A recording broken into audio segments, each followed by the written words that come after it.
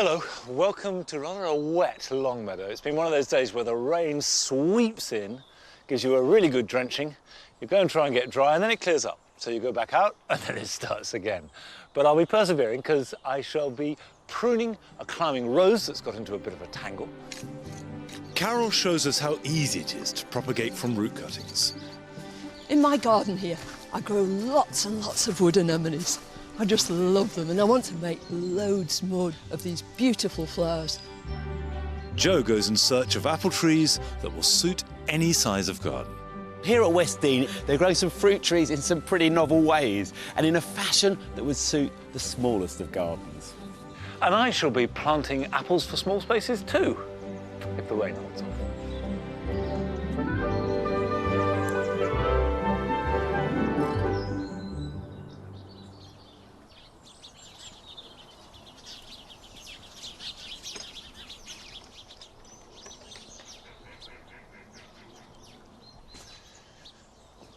This is a climbing rose called Madame Gregoire Steichler. It's lovely.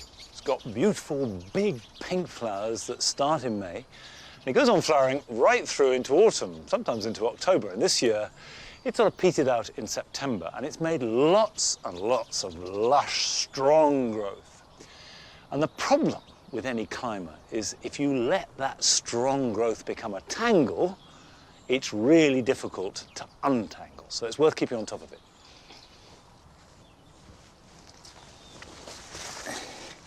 You can see how this differs from a rambler in the way that you have really quite strong, robust growth growing from a permanent framework. And the idea is to prune back to that framework every year. Now, the way that a climbing rose works is that the flowers are produced off lateral growth. So you have a stem, if you can see going along here, trained along this wire that I tied in last year. And that, and all these behind me are laterals that either have done or would do produce flowers. You can see the hips developing from the flowers. So all those need pruning back to 1 or 2 leaves. It's not critical. So that's the first thing to do because then you can see the framework easier. So if I start at this end and I just train like that, even these big ones I'm going to take right back. You can do this at any stage in the winter, but I like to do it in autumn because if you get bad weather in winter, all this growth swings around and it can damage the plant, it can damage the roots, and if there are people walking about, they're pretty nasty things to be flapping about. So it's a good idea to get this done before the weather gets too bad. This is the point where you do need to have a look at the existing framework and see if you're happy with it, because sometimes these older growths are getting woody and not producing many side shoots, and now is the time to remove them and replace them. Actually, in this case, I don't want to remove any, but if you do, use a saw or a big pair of loppers and cut them right at the base and train another shoot, a fresh young one, preferably from the base too, to replace it. In principle, when you're pruning anything, you cut to something. And in this case, it's just above a leaf. So if you just cut above there, you'll do no harm at all. But don't agonize over it. This one here, if I put that there, that can train sideways, which is good. You want to encourage as much lateral, horizontal growth as possible, because if a stem is growing horizontally, you'll get more side shoots, and it's side shoots that produce the flowers.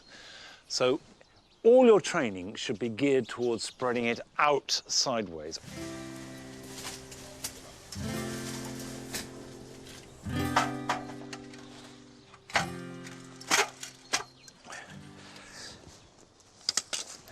I like to use soft twine when tying anything in because it doesn't do any damage to the plant.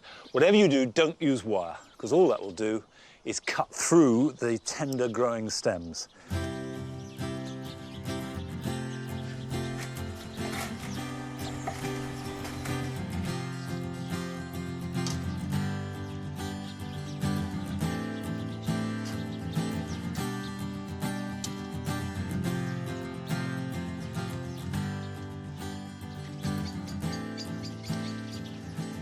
if you just hold in your head that you're trying to create this neat lattice work across whatever surface it is it's covering that is as two-dimensional as possible.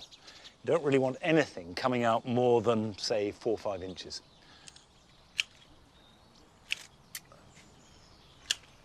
That I will tie in there, and this can go here.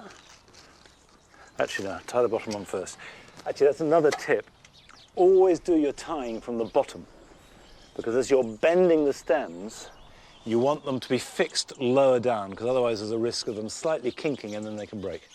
So let's take this back, tie it right down here.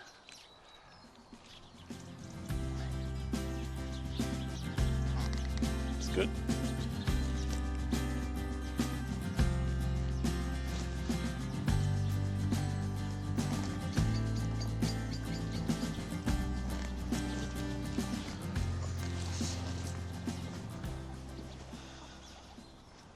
That's fine. A couple more bits to be tied in, but I've got a decent framework which is set up for next spring, and then we'll get the laterals which will bear the flowers. Now, of course, I've got to tidy up, and that takes as long as doing the job. But while I'm doing that, Carol is dividing and taking root cuttings from anemones.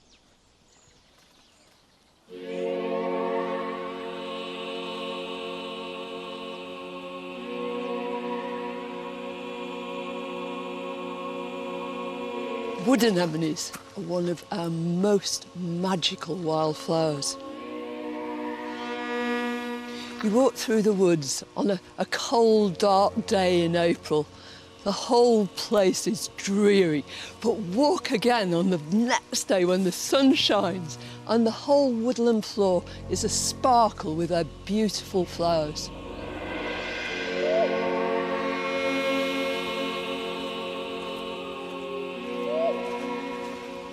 In my garden here, I grow lots and lots of wood anemones. I just love them, and I want to try and emulate the kind of feeling that you get as you walk through those wild woods. And I want to make loads more of these beautiful flowers all across the shady part of my garden.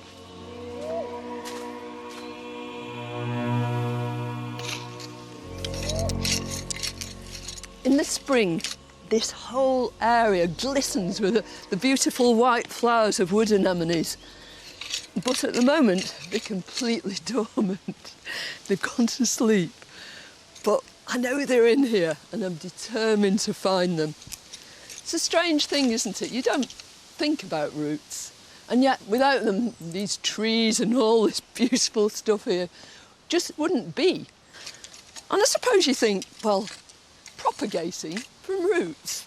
You used to do it from seeds and from cuttings, but there are a lot of plants that you can make more of just from their roots. I think I'm in luck.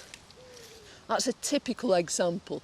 You've got these lovely sort of mahogany-coloured little rhizomes there, and at the end of them, these embryonic buds. And all I'm going to do is snap them up in pieces.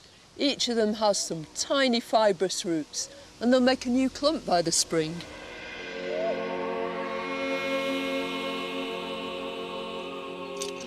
Well, I've chosen this lovely little shady corner, just spacing them out so they're growing along the surface. If you haven't got wood anemones already in your own garden, you can easily get them from a specialist bulb merchant or some garden centres too. The rhizomes will look exactly the same, and you just repeat the process. But there's another anemone that's at the height of its floral glory right now, and you propagate that too from its roots.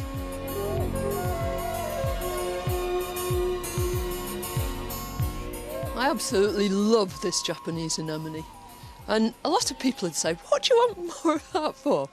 Because it is true, once you've got these established, they very often take over a whole patch. But why not? I mean, this time of year, you really do need wonderful colour. Well, if I root around in this soil here, I know I'm going to come across some of these roots. There we go.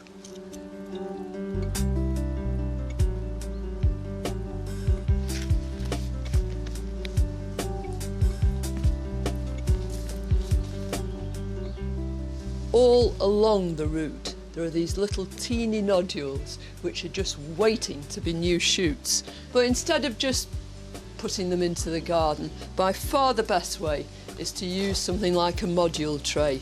You can do them into little seed trays as well, but this way you know that once they've taken root in here and you move them on, there's going to be no root disturbance at all.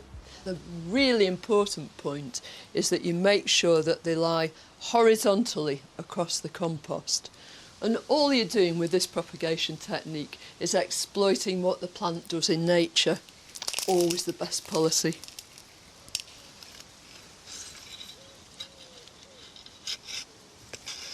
There are some plants whose roots don't grow outwards, they grow downwards with a vengeance. They have great big tap roots, but you can propagate from a lot of those as well. And this is a prime example. It's a verbascum. It's verbascum Cotswold Queen. It's got these gorgeous terracotta flowers. I always want more. So what I want to do is, with a sharp knife, go in right to the centre of the plant, as close to the crown as I can, and just cut it across. With horizontal root cuttings, it doesn't matter which way up they go because they're just going across. But with these kind of cuttings, with big taproot vertical cuttings, it's vital that you get the right end up. So always the top of your cutting is the end that was closest to the crown of your plant. People get terribly put off by root cuttings. They worry about it, but it's simple and straightforward. Also, I think at this time of year, you tend to think you've finished with propagating. You know, you've sown your seeds and you've taken your other cuttings, but this is the perfect time from now and right through the winter to take root cuttings.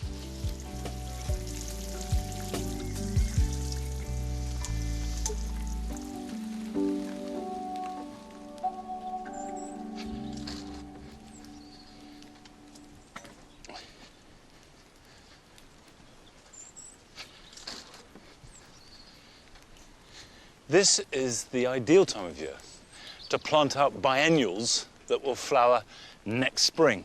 And I've got a load of wallflowers here that I've raised from seed.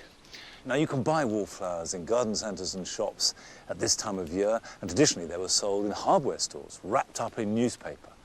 But if you grow them from seed, they cost practically nothing. A couple of packets of seed here, I've got about 300 plants. That makes it about 2p a plant. Now, this is a variety called Blood Red. Fantastic, rich, ruby red flowers. And what I'm looking for is plants that have got a nice root system and to keep a bit of soil on them. See, there you are. That's such a good plant. I'm very pleased with that. It's exactly what you want to look for when you're buying a wallflower at this time of year. And one of the beauties of wallflowers is they have a huge colour range, from almost white to almost dark purple.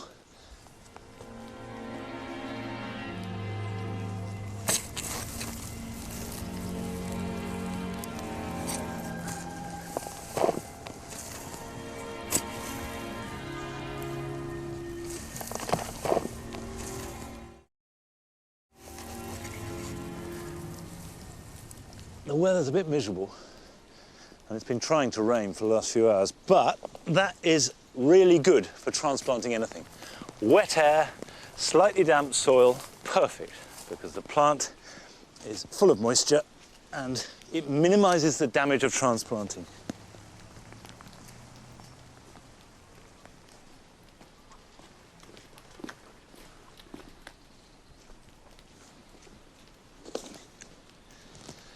I'm going to be planting them in this bed here, in fact these 4 beds, and underplanting them with tulips. Now, tulips don't need to go in for another few weeks, best to leave those till November.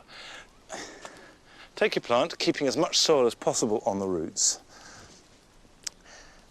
and pop them in, not too deep, same height that they were, and then firm that in. So that's nice and it will stand up on its own accord. And as for spacing, I put that about a foot away from the hedge. Wallflowers do best in full sun. So not too much shade. This is actually a marginal position. I've grown them here often and they do fine. And I like them here because the scent is so good close to the house. But to get the very best from them, give them a sunny spot.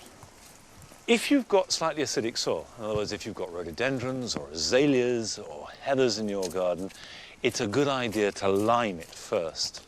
You can buy lime easily from a garden centre and spread it about a week before you plant it out. And you don't need to add any compost or goodness at all. All you'll get if you do that is a bigger plant with more foliage, but you won't get any more flowers.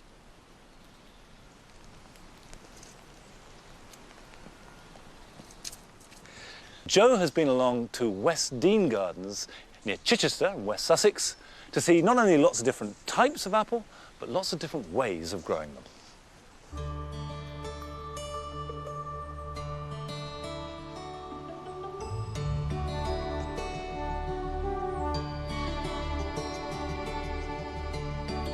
When we imagine a traditional orchard, we think of neat rows of fruit trees with boughs laden with blushing apples and pears. But what if we want to grow a decent crop of fruit at home and space is limited? Well, here at West Dean in the Victorian Wall Garden, they grow some fruit trees in some pretty novel ways and in a fashion that would suit the smallest of gardens.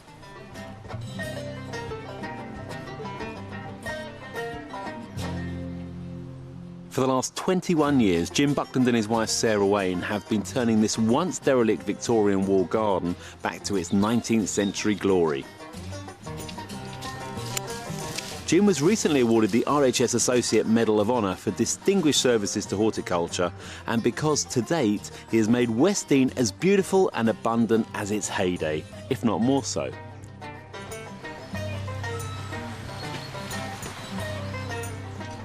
The redevelopment is impressive, and Jim also has some pretty bold ideas when it comes to growing fruit.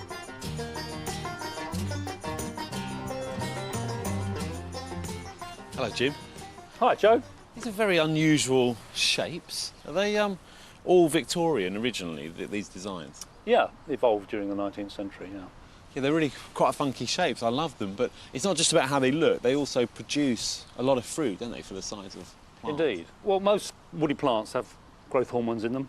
And most woody plants, most trees, if you think of most trees, they have apical dominance, so that the tree wants to form a single leader going up and then branch out. By taking out the central leader, you slow down the flow of those hormones to the rest of the tree, and it encourages branching lower down. Yeah. So it encourages flowering, therefore it encourages fruiting. Not all apple trees will respond so well, will they? You need spur producers, so spurs being those very short little fruiting branches that most apples, all pears, produce. And if you look in a catalogue, it will always tell you whether they're a spur bearer. Probably 90% of apples are spur bearers. Yeah. I think the reason I love doing it is because, well, partly because I love pruning things, and I think pruning is one of the most creative things you can do in gardening, but also it's actually very attractive. And you can imagine this in full flower and then in full fruit. You know, it's absolutely joy to look at. A Victorian pioneering fruit grower was French professor of agriculture Louis Lorette. He devised wacky ways of growing apples and pears, mainly as an experiment for intensive commercial fruit production. Lorette found that by contorting branches and planting the trees close together, he could produce heavier crops that would be easier to pick. But how do you get apples and pears to perform these puzzling poses? So let's say this has got roots, we've planted it. You do something quite brutal, you just chop all this lovely growth off the top. Take that really hard back. What we hope is we get 3 good breaks. So you're taking one branch out. One this way, one this way, and one up. One up. Centre. Next year, these 2 branches have grown out. End of the season, I've cut back to there, and off we go again. So is that pretty much 1 year, 2 years, every year? You're getting something different? I mean, that's one of the points about this is you've got to be reasonably patient. It takes anything up to 7 years to make some of these shapes.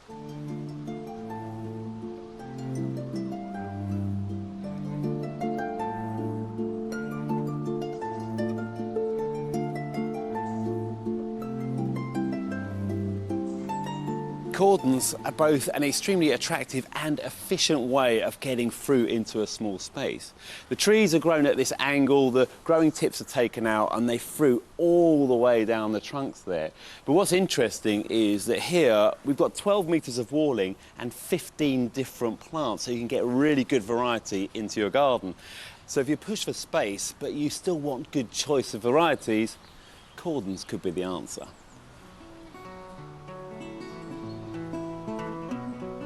The fruit here at West Dean is grown in all kinds of imaginative ways that not only produce good crops, but introduce an effective design element into any garden.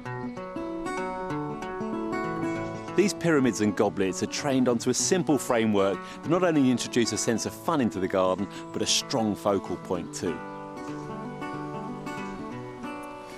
Now, it doesn't matter how small your garden is. I think it's important to get height into it through planting and sometimes structures too. Now, you don't need a walkway quite as long as this. Just a couple of fruit trees bent over a simple structure will do the job. It'll create a vista, it'll draw the eye, but more importantly, it'll make you want to walk through it.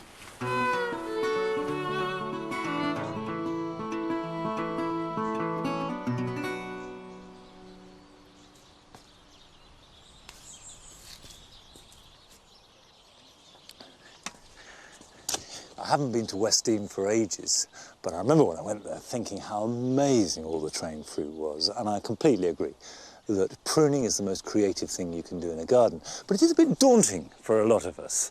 And if you haven't got much space and you think it's going to take a long time, there is a very easy option, which is particularly good for lining a path, and those are step-over apples. Now, these only grow to about 1 or 2 feet high, and then they stretch out along the path. So they're very slim, very low. Quite frankly, if you can grow anything along the border of a path, you can grow these fruit trees. Now, the planting of them is like any tree or shrub. Make a hole, but don't make it too deep.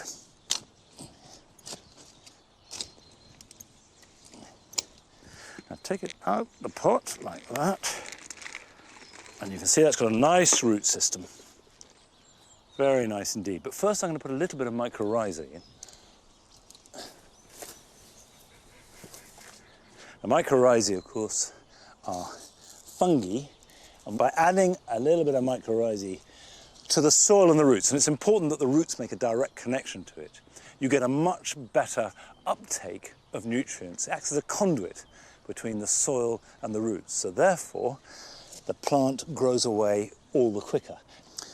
Now pop it in so that the top of the pot is slightly above soil level. You don't want it sitting down below. Actually, that is perfect.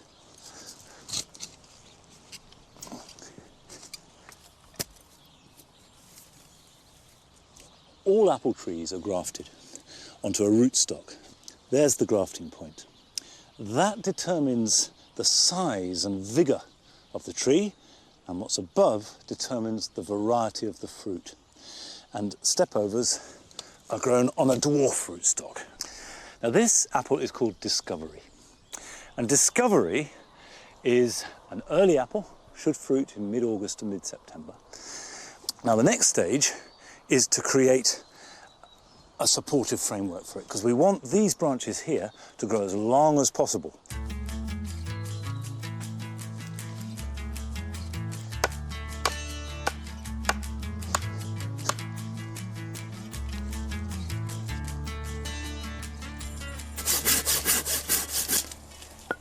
Now, obviously, if you buy them already shaped, as these are, it's easy.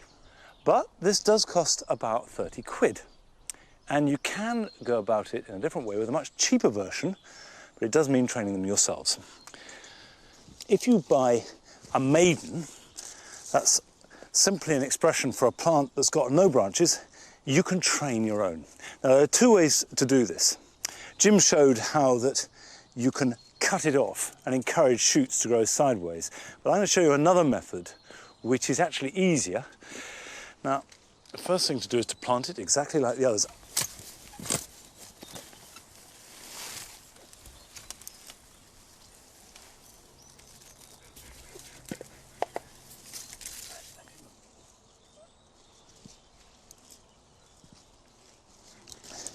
Now, that's planted upright growing to the sky.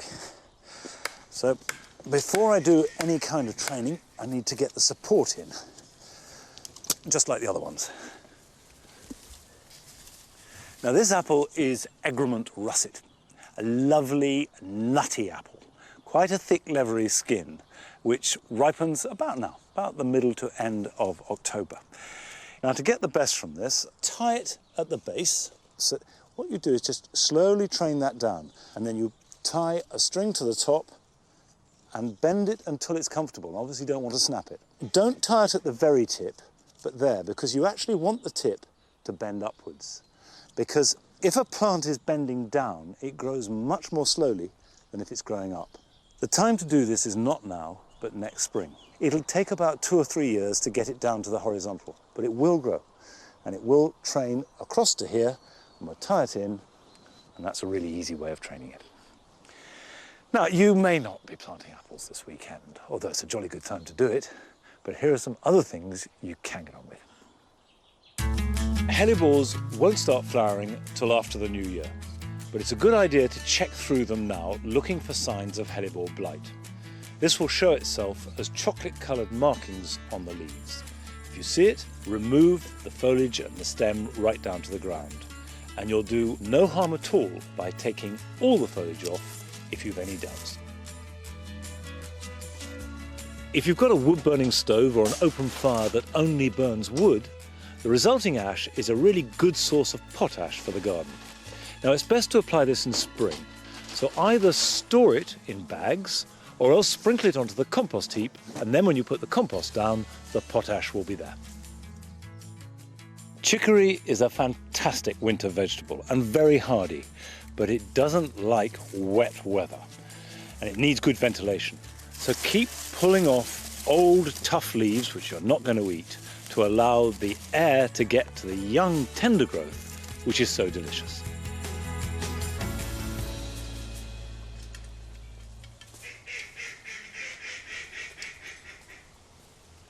Well, that's it for this week. Bye-bye.